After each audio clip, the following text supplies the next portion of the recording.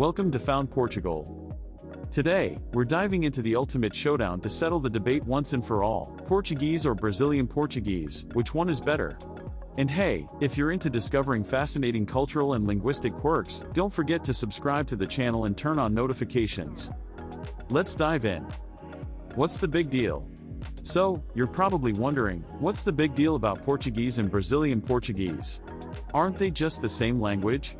Well, not exactly. While they share many similarities, they've developed unique characteristics that set them apart. Let's start with European Portuguese, spoken in Portugal. It's known for its distinct accent and vocabulary, shaped by centuries of history, from the Age of Discovery to African and Asian influences during the colonial era. Brazilian Portuguese, on the other hand, has its own rhythm and flair. The language evolved with contributions from European settlers, African slaves, and indigenous tribes, creating a dynamic and vibrant linguistic identity. The learner's dilemma: two worlds, one language? One of the most common complaints I hear from language learners is the confusion and frustration that arises when trying to switch between European and Brazilian Portuguese. Imagine this: you've just nailed European Portuguese. You're in Lisbon confidently asking "Onde fica a casa de banho?"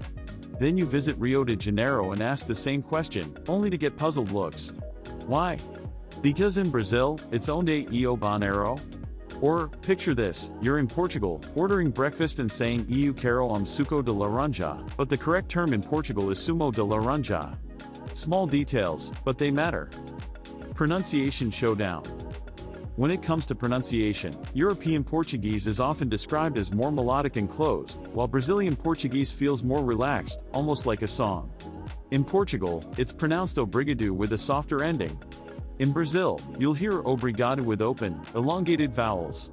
And don't forget those nasal sounds. Brazilians add a smooth flow, while Europeans keep it sharp and precise. Vocabulary wars, computer or computador? Vocabulary differences are where things really get fun. For instance, in Portugal, bus is autocarro.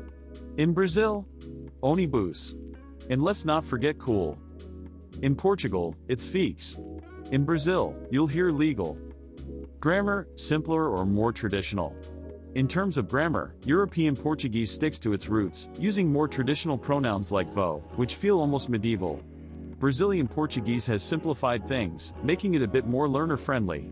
For example, Brazilians often drop the subject pronoun entirely, saying tá chovendo instead of the European está a chover. Both are correct but carry different vibes. Idiomatic expressions and slang.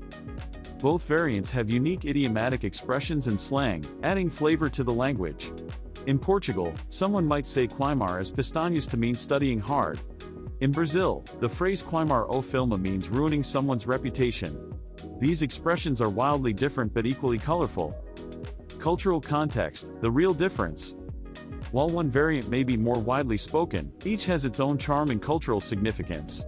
European Portuguese reflects a rich history, from the melancholic sounds of fado to the intricate blue tiles of Lisbon.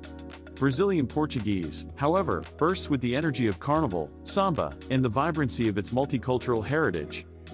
So, which is better? In conclusion, the key differences between European and Brazilian Portuguese lie in their unique cultural and historical contexts. Neither is better, they're simply different. And that's what makes them both so fascinating. Your turn. So, which variant do you prefer? Have you ever had a funny experience confusing European and Brazilian Portuguese? Share your stories in the comments below. And if you're passionate about exploring cultures, languages, and all things Portuguese, hit that subscribe button, like this video, and ring the notification bell. Here at Found Portugal, there's always more to discover. See you in the next one.